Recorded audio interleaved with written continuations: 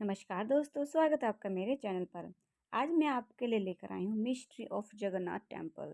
भारतीय राज्य ओडिशा में हिंदुओं की प्राचीन और पवित्र 7 नगरियों में से एक पुरी में स्थित जगन्नाथ मंदिर को बहुत ही प्राचीन माना जाता है। यहाँ पर प्रतिवर्ष आषाढ़ माह के शुक्ल पक्ष की दूज से नौ रथ यात्रा प्रारंभ होती है, जिसमें शामिल होने के लिए देश विदेश से लाखों भक्त आते हैं। आओ जानते हैं इस जगह और मंदिर के बारे में कुछ रोचक जानकारियाँ। नंबर 1 है, कब बना था यह मंदिर?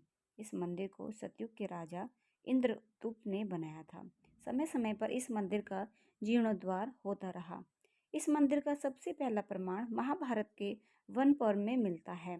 वर्तमान में जो मंदिर है वह 7वीं सदी में बनवाया था। हालांकि इस मंदिर का निर्माण ईसा पूर्व 2 में भी हुआ था। यहाँ स्थित मंदिर 3 बार टूट चुका है। 1174 ईस्वी में ओडिशा शासक अनंग श्रीदेव ने इसका जीर्णोद्धार करवाया था। मुख्य मंदिर के आसपास लगभग 30 छोटे छोटे मंदिर स्थापित हैं। नंबर 2, नीलमाधव। ब्रह्मा और स्कंद पुराण के अनुसार यहाँ भगवान विष्णु पुरुषोत्तम नीलमाधव के रूप में अवतरित हुए और सबर नजित के परम पूज्य देवता बन गए। श्रेष्ठ पूर्णिमा से आषाढ़ पूर्णिमा तक सबर जाति के द्वैतापति जगन्नाथ जी की सारी रीतियां करते हैं। नंबर 3, श्री हरि विष्णु पूजे गई श्री राम के रूप में पुरुषोत्तम हरि को यहाँ भगवान राम का रूप माना गया है। रामायण के उत्तराखंड के अनुसार भगवान राम ने रावण के भाई विभीषण को अपने इक्ष्वाकु वंश के कुल देवता भगवान जगन्नाथ की आराधना करने को कहा। आज भी पुरी के श्री मंदिर में विभीषण वंदना की परंपरा कायम है। नंबर 4, श्री कृष्ण बने जग के नाथ जगन्नाथ। बाद में नील माधव को श्री हरि विष्णु के 8वें अवतार श्री कृष्ण के रूप में पूजा जाने लगा। साथ ही उनके बड़े भाई बलभद्र और बहन सुभद्रा को भी पूजा जाने लगा। इसके पीछे भी एक कथा है। 5वां, सभी दिशाओं में रक्षा होती है। इस क्षेत्र की स्कंद पुराण के अनुसार पूरी एक दक्षिणावर्ती शंख की तरह है और यहाँ 5 कोस यानी 16 किलोमीटर क्षेत्र में फैला है। माना जाता है कि इसका लगभग 2 कोस क्षेत्र बंगाल की खाड़ी में डूब चुका है। इसका उदर है समुद्र की सुनहरी रेत, जिसे महोदधि का पवित्र जल धोता रहता है। सिर वाला क्षेत्र पश्चिम दिशा में है, जिसकी रक्षा महादेव करते हैं।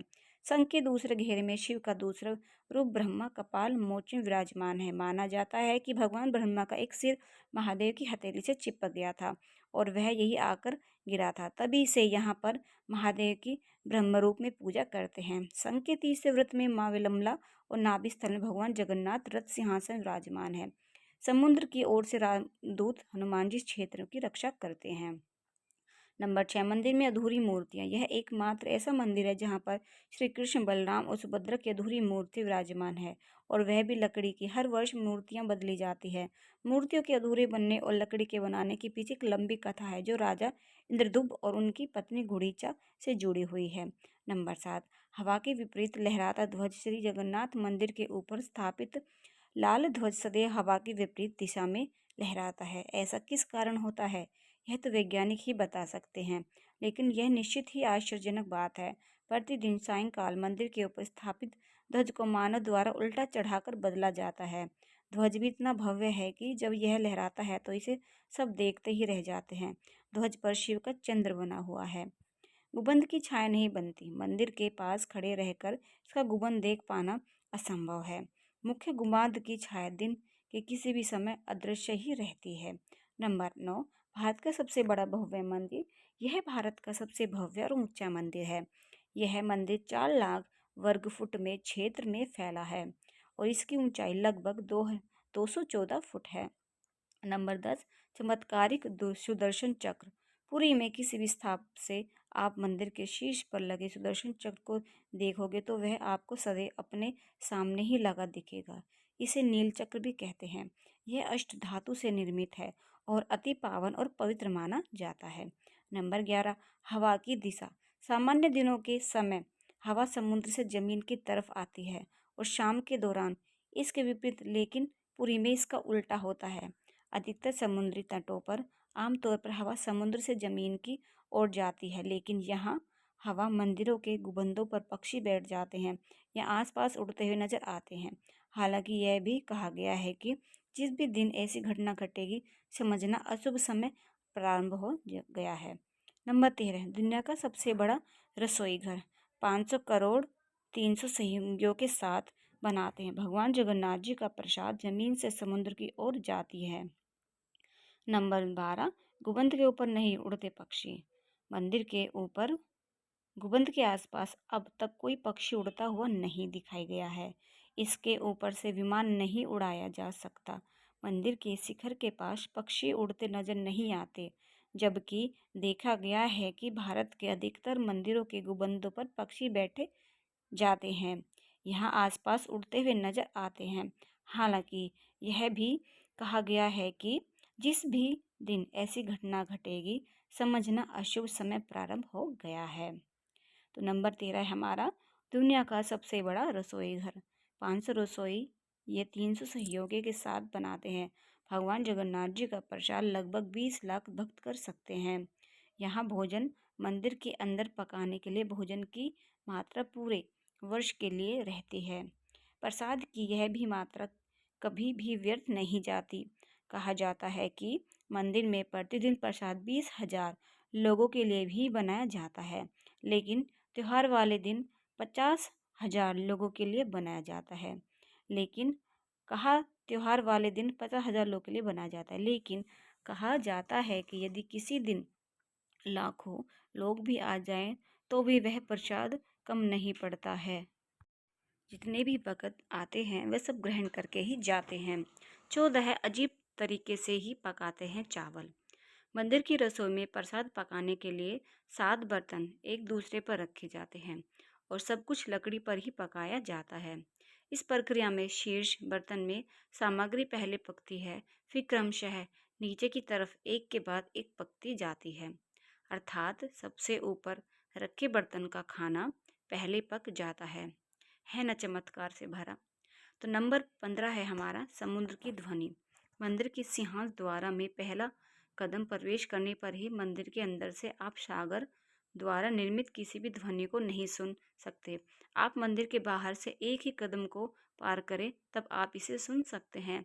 इसे शाम को स्पष्ट रूप से अनुभव किया जा सकता है। नंबर 16 है बाहर की दुर्गंध भी नहीं आती भीतर। इसी तरह मंदिर के बाहर स्वर्ग द्वारा है, जहाँ पर मोक्ष की प्राप्ति के लिए शव जलाए जाते हैं। लेकिन जब आप मंदिर से बाहर निकलेंगे तभी आपको लाशों के जलने की गंध महसूस होगी। मंदिर के अंदर यह गंध महसूस बिल्कुल भी नहीं होगी। तो नंबर 17 है हमारा रूप बदलती मूर्ति। यहाँ श्री कृष्ण को जगन्नाथ कहते हैं। जगन्नाथ के साथ उनके भाई बलभद्र, बलराम और बहन सुभद्रा विराजमान है। तीनों की ये मूर्तियाँ कांच की बनी हुई है। यहाँ प्रत्येक 12 साल में एक बार होता है। प्रतिमा का नव कलेवर मूर्तियाँ नई जरूर बनाई जाती हैं, लेकिन आकार और रूप वही रहता है। कहा जाता है कि उन मूर्तियों की पूजा नहीं होती, केवल दर्शनार्थ रखी गई है। नंबर 18 है विश्व की सबसे बड़ी रथ यात्रा। आषाढ़ माह में भगवान रथ पर सवार होकर अपनी मौसी रानी गुणिचा के घर जाते हैं। यह रथ यात्रा 5 किलोमीटर में फैले पुरुषोत्तम क्षेत्र में ही होती है। रानी गुणिचा भगवान जगन्नाथ के परम भक्त राजा इंद्रियमुन की पत्नी थी, इसलिए रानी को भगवान जगन्नाथ की मौसी कहा जाता है। अपनी मौसी के घर भगवान 8 दिन रहते हैं। आषाढ़ शुक्ल दशमी की वापसी की यात्रा होती है। भगवान जगन्नाथ का रथ नदीन घोष है। देवी सुभद्रा का रथ दर्पल दलन है और भाई बलभद्र का रक्ष तल ध्वज है। पुरी के गजपति महाराज सोने की झाड़ू बहारते हैं, जिसे छेरा पेरन कहते हैं। नंबर 19 है हनुमान जी करते हैं जगन्नाथ की समुद्र में रक्षा। माना जाता है कि 3 बार समुद्र ने जगन्नाथ जी के मंदिर को तोड़ दिया था। कहते हैं कि महाप्रभु जगन्नाथ ने वीर मारुति हनुमान जी को यहाँ समुद्र को नियंत्रित करने हेतु नियुक्त किया था, परंतु जब जब हनुमान जी जगन्नाथ, बलभद्र एवं सुभद्रा के दर्शनों का लोभ संवरण नहीं कर पाते थे, वे प्रभु के दर्शन के लिए नगर में प्रवेश कर जाते थे। ऐसे में समुद्र भी उनके पीछे नगर में प्रवेश कर जाता था। केसरी नंदन हनुमान जी की इस आदत से परेशान होकर जगन्नाथ महाप्रभु ने हनुमान जी को यहाँ स्वर्ण बेड़ी से आबुद्ध कर दिया। यहाँ जगन्नाथपुरी में ही सागर तट पर वेदी हनुमान का प्राचीन एवं प्रसिद्ध मंदिर है। भक्त लोग बेड़ी में जकड़े हनुमान जी के दर्शन करने के लिए आते हैं। दोस्तों, मेरी वीडियोस आपको कैसी लगी प्लीज़ कमेंट बॉक्स में कमेंट्स करके ज़रूर बताइएगा और मेरी वीडियो को लाइक एंड शेयर ज़रूर कीजिएगा। धन्यवाद।